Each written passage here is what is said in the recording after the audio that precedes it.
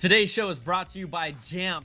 Now, when you first start your business, it's pretty easy to keep track of your own computer and phone. But then as you grow, you guys start getting bigger. There's more tech for your employees. It gets harder to keep track of everyone's Macs, iPhones, and iPads. Thankfully, my friends, Jamf now helps you manage your Apple devices from anywhere. Need to secure that iPad that your sales rep lost on a business trip? Shame on them. Jamf's got you covered. Jamf now allows you to configure your settings, protect sensitive information, even lock or wipe a device from anywhere. That way you can focus on your business. There's no IT expertise needed. IT guys probably don't want to hear that. Now, our listeners can set up their first 3 devices for free. Add more for just $2 a month per device and start securing your business today. That's how we do it with Jamf. Go to Jamf, it's spelled jamf.com/crunchy to create a free account and set up your 3 devices today. That's jamf.com/crunchy. Let's get to the show. We roll Applebite style. Woo!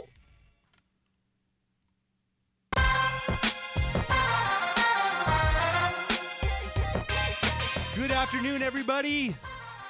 My name is Stephen Beecham, and you are watching the Applebite Extra Crunchy podcast with your host, Mr. Brian Tong. Aloha! What's up? Everybody's been wondering, when are you guys coming back? It's been 2 weeks. I need my fix. It's like a drug. It's the Applebite Extra Crunchy. Welcome to the show, ladies and gentlemen, boys and girls. Thank you so much for sticking with us. I had a break. Beecham, what did you do the 2 weeks that I've been gone? I cried and waited for you to come back. No, I'm kidding. No, I went to Tahoe the first week, and then you went to Hawaii the next week.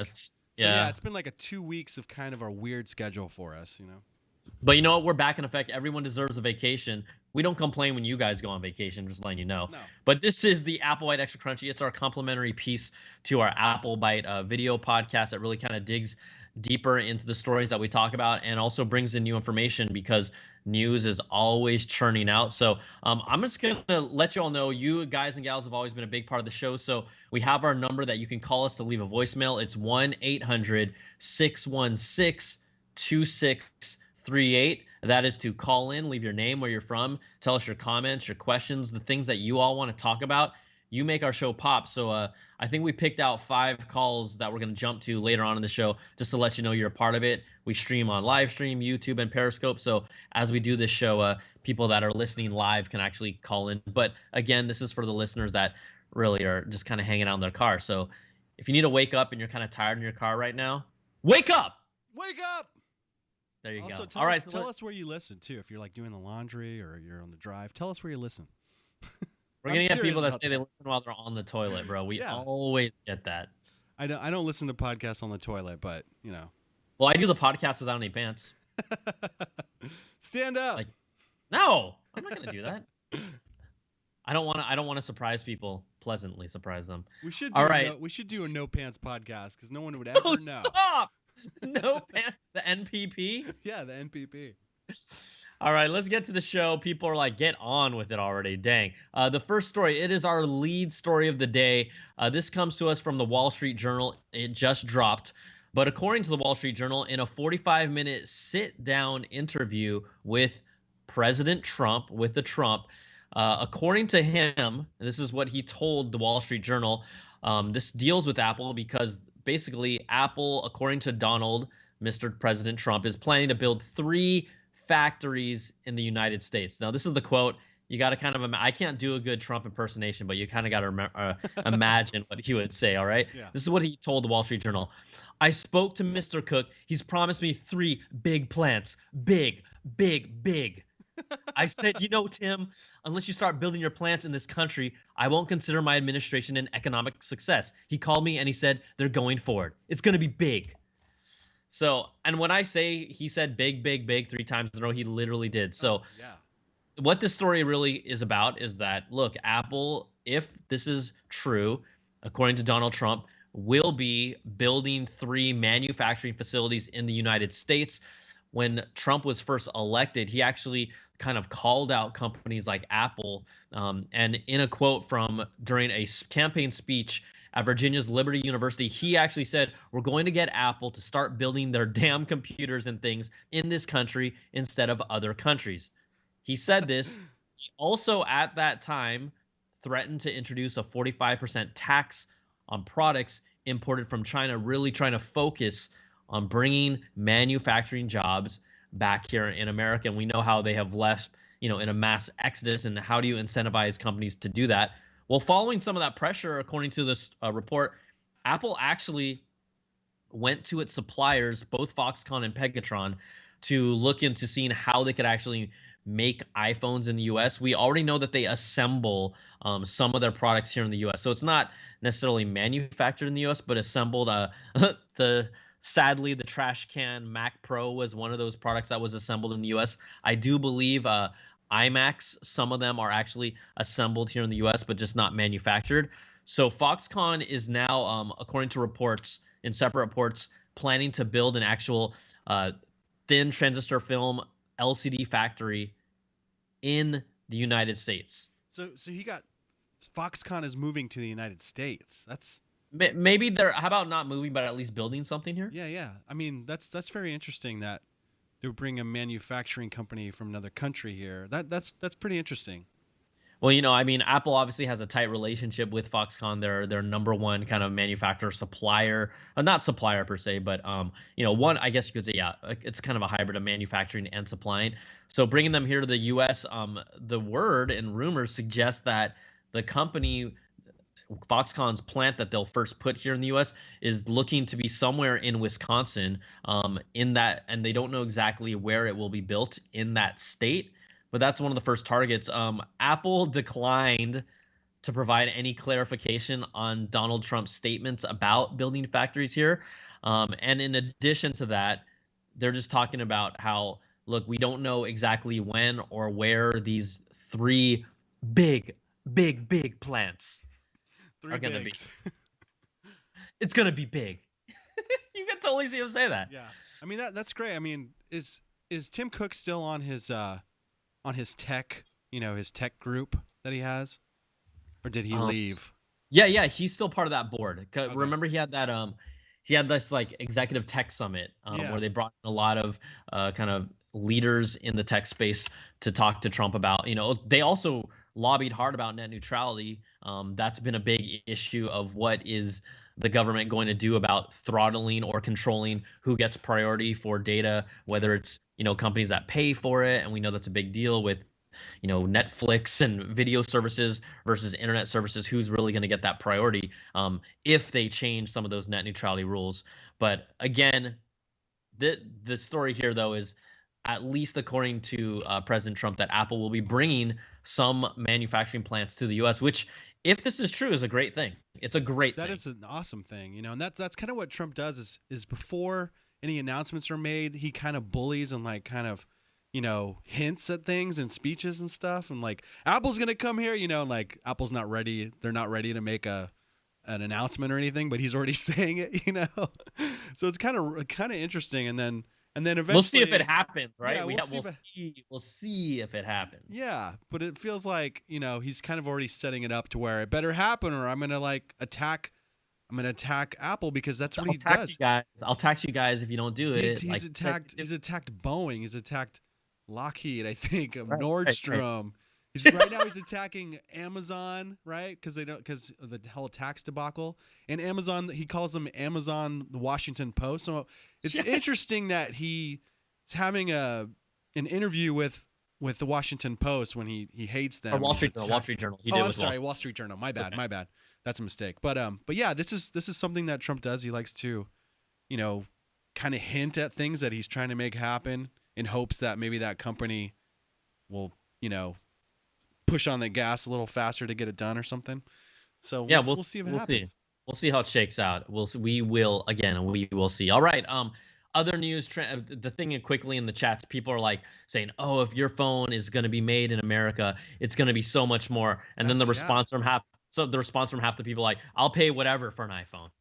That's what we were talking about before the show. Like, they'll pay whatever. There's a voicemail about that. People aren't scared about $1,000 iPhone. They really aren't. And if you break that down in monthly payments, you're never gonna remember that you paid $1,000 for an iPhone. It's just the way it is. It's just the way it is. I could see Apple doing some patriotic marketing too, where it's like patriotic to go buy an iPhone that's from made in America, So it's this interesting what's happening right now. The iPhone America edition.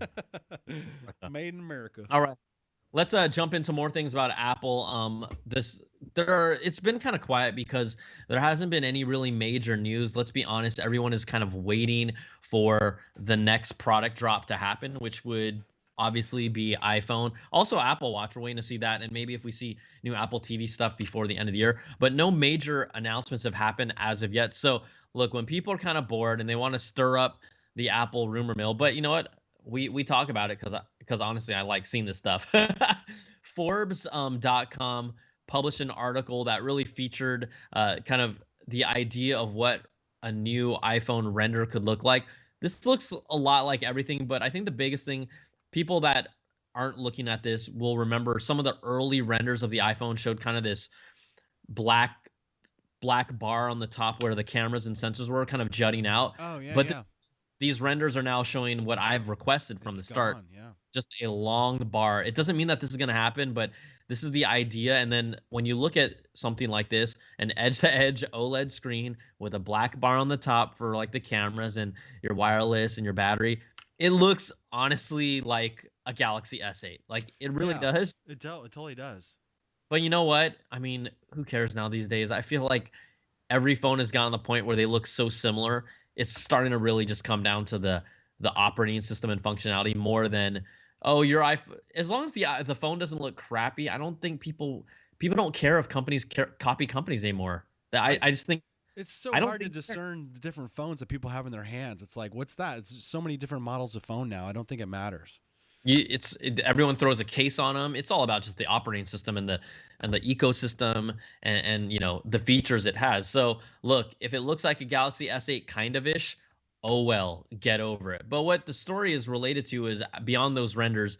Forbes is just talking about some of the features that, according to their sources in working with a case company who's also getting details from overseas in China, it looks like the whole idea of Touch ID integrated onto the front of the screen is going to happen. The whole idea of Plan B with that Touch ID sensor on the rear of the phone is not going to happen, which everyone is like really, really happy about.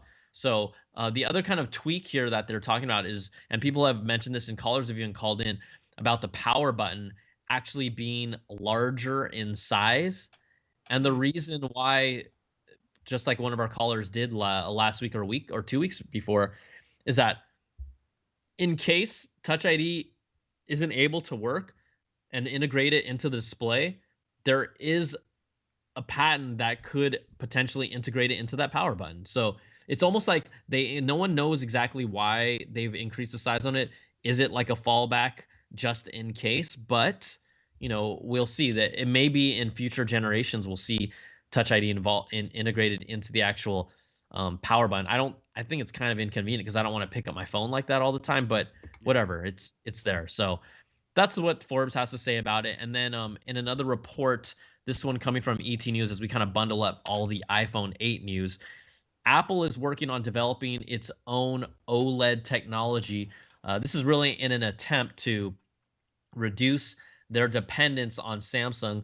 If you haven't heard or you aren't familiar with this, basically with the new iPhone 8, the OLED base screen, it's going to be completely reliant on Samsung as their sole supplier. They signed a contract about it basically to provide 160 million OLED screens for Apple over the next 2 years. It's a signed deal that is going to happen.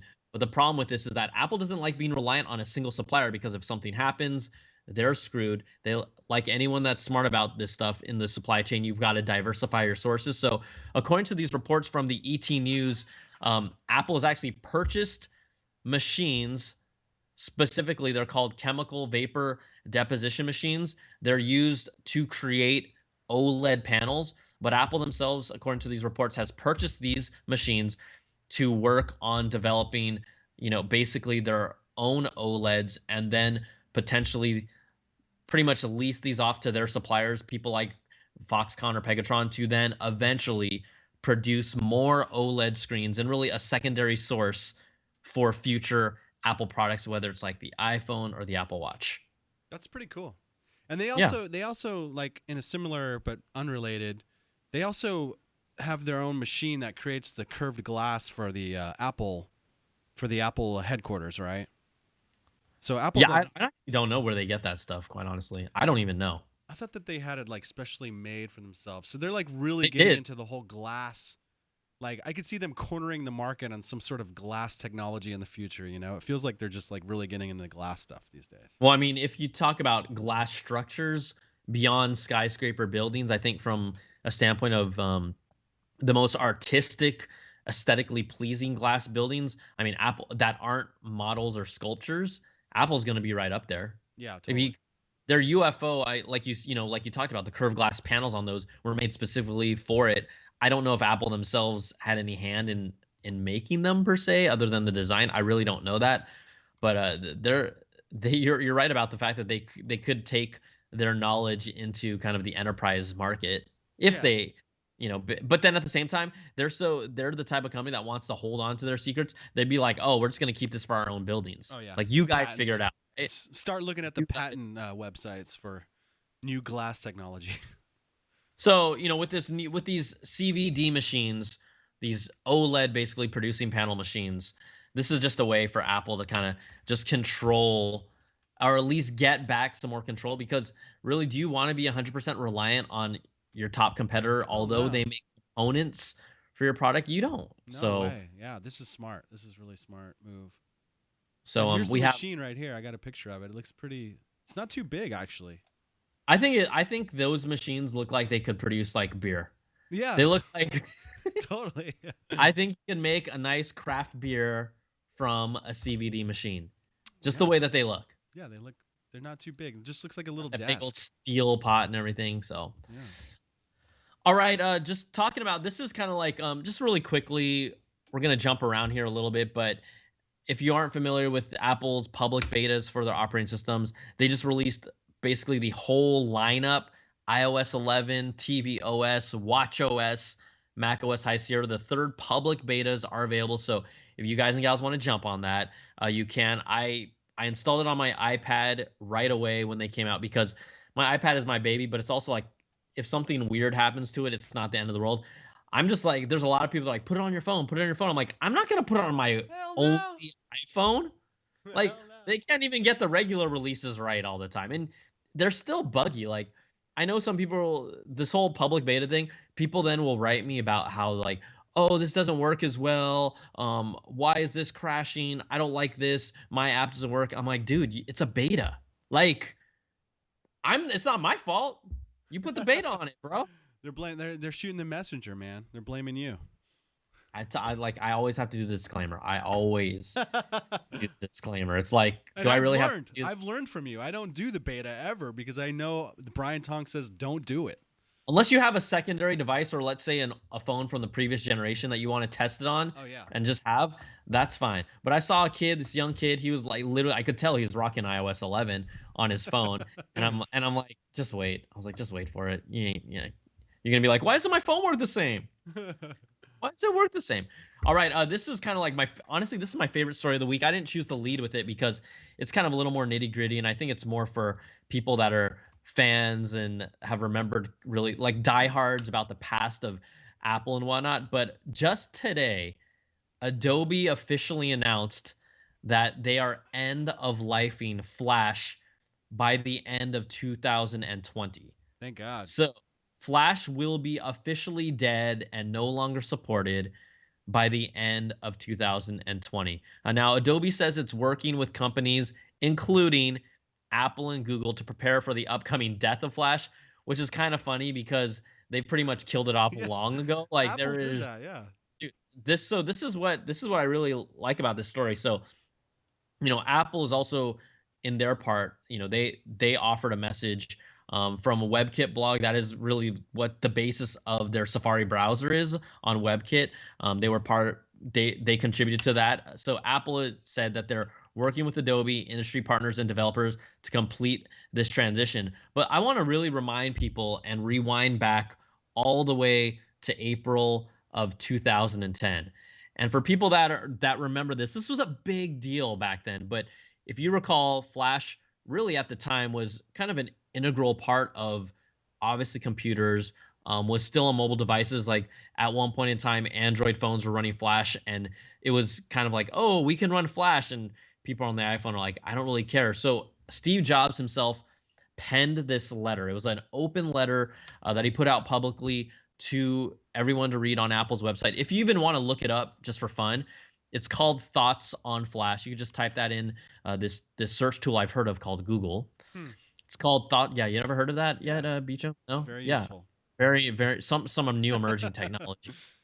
So the letter's called Thoughts on Flash, and really what it is, it's something like a 1,700 word letter specifically talking about why Apple is moving forward away from Flash. I'm not going to read everything here because it would just get into it too much. I'd want you to read it, but here's some of kind of the key points that Steve Jobs pointed out. He talked about just being able to access the full web, and at the time, Flash was saying Flash is still relevant, it's still useful, it's still good, and Steve Jobs is like, no, Flash is old, it's buggy, it causes crashes, it's not secure. So Adobe had their kind of side of the argument, like, okay, look, if without Flash you don't get the full web. So Steve Jobs addressed this, saying like Apple is writing that Adobe has repeatedly said that mobile devices cannot access the full web because 75% of the video on the web is in Flash. What they don't say is that almost all this video is also available in a more modern format, H.264, viewable on iPhones, iPods, iPads, YouTube. So, and he's talking about all these platforms that are using H.264 video that don't need Flash, that don't need this extra layer of software that will slow down and bog down the performance of your phone. He talked about battery life. He said in their tests, just running purely playing H.264 videos, they play up for up to 10 hours on the iPhone. Now, when they're using a Flash player, it's less than 5 hours. So battery life was like, that's when you talk about optimization, like a better product, that was also another bugaboo. And then another point that he wrote, amongst others, is that there's touch. Flash was made for PCs using mice, right? They were kind of like interactive animations, cool games, things like that. But Apple was moving on to touch devices in 2010. So it's kind of interesting how, and at the time, again, I have to reiterate that Flash wasn't irrelevant then. It was kind of one of those first slings, first, shots fired. They didn't used to say that back then, but Steve Jobs, he threw it out, put out this deep letter saying like, look, and it was kind of like, we're not going to use Flash on our platforms. It's an old platform. Use more modern stuff, support HTML5, things like that. And it's just really interesting how it is completely turned out that way. Of course, Adobe had to protect their interests, right? It's a business, it's a product of theirs. They can't say, oh yeah, Flash is going to die. But that's kind of how it all shook out. Adobe was mad that Apple didn't support Flash because here Apple has this app store. They wanted to be a part of it, but Apple's app store didn't require or need Flash at all for developers to come out with these awesome apps. Yeah, I remember when he actually said that at one of his keynotes. I remember, I think it was like at an iPhone keynote or something, and I was like, "Whoa!" He's just telling him you're not going to use it ever again. And at the time, it was a big deal. It was a big deal. It was a big deal. Yeah, I was like, "What?" Okay, so I guess I got to plan on no Flash in the future. But I did find like a 2-minute little piece of him talking about it in 2010. Okay. Is it cool if I play it real quick? Yeah, let's give it. Yeah, let's do it, baby. We didn't start off to have a war with Flash or anything else. We just made a technical decision that we weren't going to put the energy into getting Flash on our platform. We told Adobe, if you ever have this thing running fast, come back and show us, which they never did. And but we think we're not going to use it. And that was it. And we shipped the iPhone, and it doesn't use Flash. And it wasn't until we shipped the iPad and it didn't use Flash that Adobe started to raise a stink about it. We didn't raise a stink about it. We never mentioned the word Adobe or Flash or anything else. We like Adobe. We have a lot of common customers with CS, their Creative Suite software and things like that. So we weren't trying to have a fight. We just decided not to use one of their products in our platform. And so, they started to say a lot of bad things about us in the press and this and that, and it went on for months. And that's why I wrote Thoughts on Flash, was because we were trying to be real professional about this and weren't talking to the press about it. We didn't think it was a matter for the press. And we finally just said, enough is enough. We're tired of these guys trashing us in the press over this. And so we wrote down the reasons why technically, we didn't choose Flash. And Flash... Wow. Yeah, baby. See, when someone crosses him, man, he'll come after you, like straight up. He keeps it real. He keeps it real, though, Yeah. right? He even said the letter was not an attack on Adobe. It was just an honest breakdown of the tech. Like, dude, when I see that, the man is talking about Flash, and I'm fired up. I'm like, dude, yes, all of that. It's very similar to the Scott Forstall thing, who was at the San Jose Computer Museum, you know, where he was like, we made the iPhone, or we made the iPad because Steve Jobs hated this dude at Microsoft. You know, it's kind of along the same lines, you know. So here's another, because this is kind of a big, you know, again, people that don't care, fine, but this kind of, there's always this kind of fun behind the scenes. Thanks for that clip, Beach. That was awesome. Cool. That was awesome. But here we go. A former software developer manager at Apple during that time, his name is Bob Burrow, and he put out these tweets basically about what had happened. And he actually said that Jobs' refusal to support Flash itself had actually less to do with their security issues, but more that Adobe as a partner couldn't be relied on to actually address the issue. So basically they tested Flash on iPhones back in 2008. Bob Burrow even tweeted he personally tested them. You can scroll down on that article, Beach, and it'll show more. So he fired off like a series of tweets to talk about like how Jobs was thinking at the time. And basically Jobs was trying to call the CEO of Adobe at that time, Shantanu Narayan, and he wouldn't take his phone calls. And Jobs basically had no faith that Adobe would be able to address what Jobs characterized them more as engineering problems and not security issues, but just optimizing it, making it faster, make it perform better, make it better for their platform. So a lot of times people think that, oh, Steve Jobs was ridiculed for his decision that they didn't want to do Adobe, but it was really based on both technical reasons that Jobs pointed out in that clip you said, but also the fact that Adobe was kind of a crappy partner to them because they didn't return their calls. They didn't want to work with them on it. And Adobe, and what Jobs alluded to there in that clip was, yeah, Adobe was like kind of talking smack about us behind the scenes. So let that be a lesson to all startup guys out there. If someone's like making, you know, they're giving you some ideas or like kind of lead you in a direction, maybe go in that direction. Otherwise, or just be an open mind to it. Yeah, just exactly. It's Steve Jobs. Take the call. Take the call, man. Otherwise, take the call. Otherwise, your platform's going to disappear in another 8 years or so, 10 years. So I thought that was kind of a fun story with that. So you know what? I think that let's just jump into the phone calls, man. Okay, cool. Think about that. Cool. Yeah, let's do it. You don't want to do the rock story? Oh, I watched that video. It's pretty funny. Here's the thing. People can't really see it, but for those of you, basically Apple and The Rock put out this video, and it's like basically The Rock using, why am I saying basically so much today? I got to stop that. It's The Rock using Siri in his everyday life, and it's just fun. You guys should just look it up. It's like Dominate the Day. It's on Apple's YouTube channel. It's a fun like 4-minute video of The Rock doing everything, multitasking, and then being challenged like, oh, he isn't doing enough, and he does like everything possible known to man.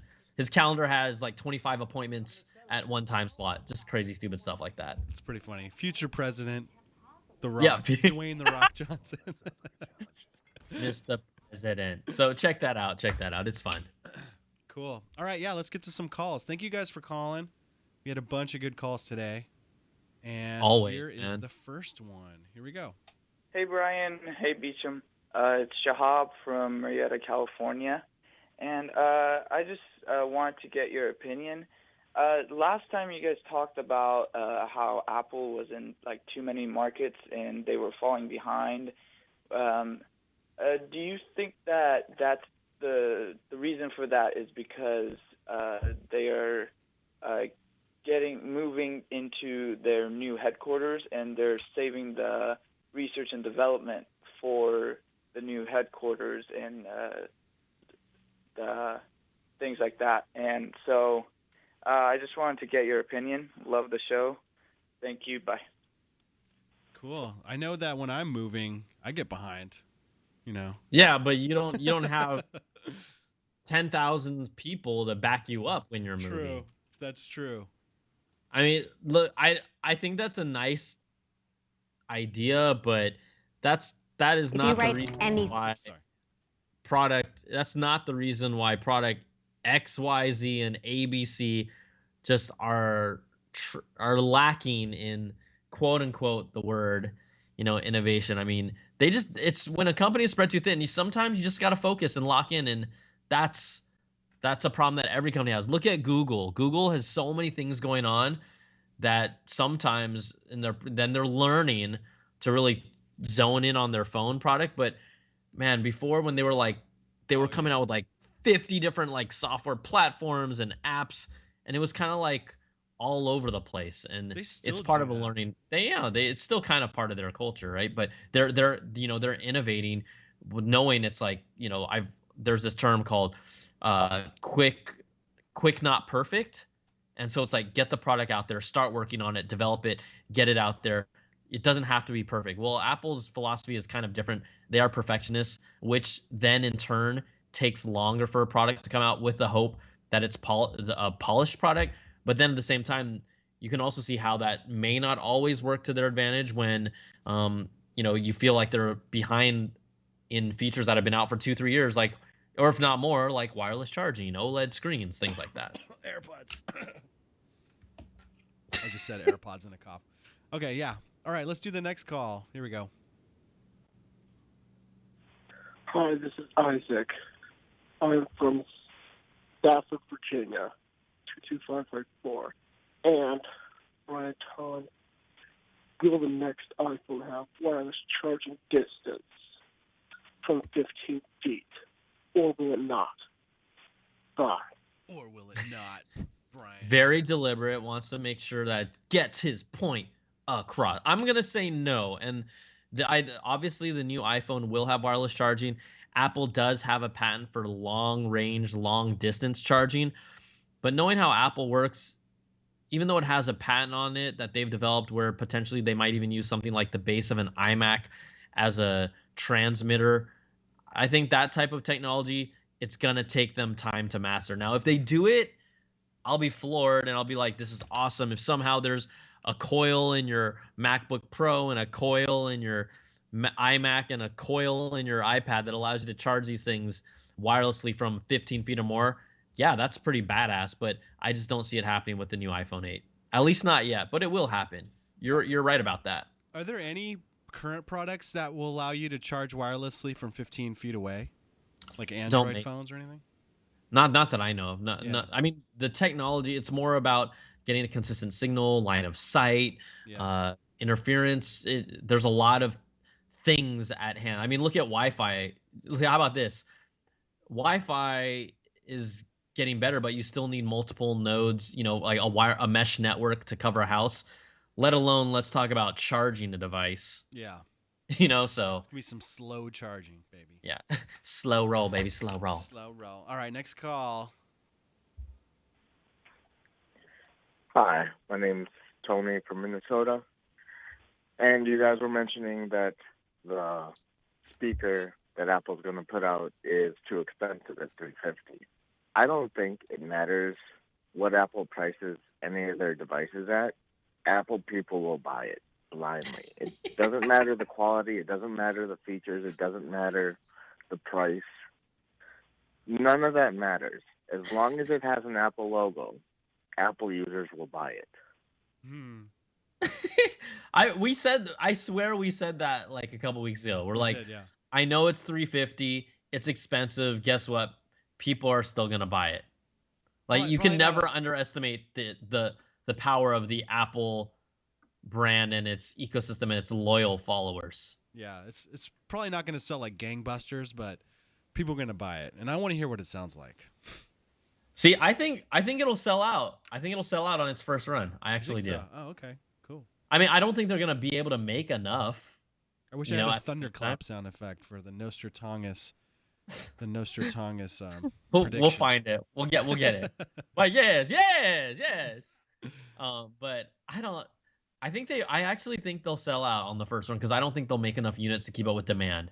Oh, okay. Cool. Which might make them look more popular than they are, right? You never know what the supply chain is like, but I think they'll sell on the first run. And if I'm wrong, you guys can refer back to episode 93 and say, Nostratongus, you were wrongus. EP9 tray. Okay, and so that was a guy saying they're gonna buy it no matter what the price is. Oh yeah, they'll buy it. Here's a guy saying he's outraged by the price of something else. Hey, this is Preetam from California. So I'm just calling in regards to the iPhone 8 pricing. I mean, there's been a lot of talk, and people have been saying that it's going to cost probably 4 digits and something around the 1200 range. I mean, I just quickly wanted to kind of give my thoughts and have a discussion on it. It just sounds crazy and outrageous. I mean, seriously, even for Apple to price it almost the price of a MacBook/MacBook Pro without Touch Bar, I mean, that's just plain crazy. Thanks. Bye. That's just plain crazy. That's just plain crazy. Seriously, that's plain crazy. That's for real though. What do you think? I have been seeing a lot of reports that it's going to be over $1,000, and some people are panicking. I think people are panicking because they realize they haven't been paying like $800, $900 for the phone already. I know. I think that's why the people that are panicking. Like if you total up whatever the cost of your phone, if you broke it down into like monthly plans or whatnot, you're still paying a lot of money. I mean, the entry level phones start around like $650. Yeah. And when you bump it up with capacity and then bigger screens, you're getting closer to $1,000. Like I said, the large screen iPhone 7 Plus with max with 128 gigs of storage is over or just close to or a little over $1,000 after tax. So people are already there. Yeah. So we've been conditioned. And look, if that's the only phone model that is the OLED iPhone, which it is, I'm going to tell you, I'm going to be one of those people that buys that phone. Cool. And then what's the shelf life on that phone going to be for you? If you do spend over $1,000, is it going to be one you're going to try to hang on for 2 or 3 years? Or no. I'll get the next one after this. See, that's where the iPhone plan comes into play here, Does. But you know what? I just keep my stuff in like as pristine condition as possible. This is my power tip for people that want to resell theirs. I buy Apple Care on all my phones, so then I actually, if something's wrong or there's a dent or ding, I swap it out right when the new ones come out, and then I pop it on eBay. It's like pristine, still has Apple Care coverage for another year or so on top of that, and then I sell it and I get a good back chunk of change back. So nice. That's a good plan. It's a good plan. Not everyone copy me because then I won't be able to sell mine as easily. Cool. Jerks. That's all we got, Brian. That's it. All right, bro. Sounds good. That's going to do it for this week. So everyone, thanks so much again for being a part of the show. Remember, you all can call us 1-800-616-2638. That is the best way to be a part of it. Your name, where you're from, your comments, your questions, just like you heard today. But other than that, I'll be traveling to Philadelphia. Philly. I'll be there for the next. I'll be in Philly the next 3-4 days. So if you're out there, look for the Asian skunk. Motown Philly back again. Doing a little Asian swing. Sorry. Oh, you gotta say sorry. Don't say sorry. Don't ever say sorry. Don't ever. All right, Beach. I'll catch you later, bro. All right, man. All right.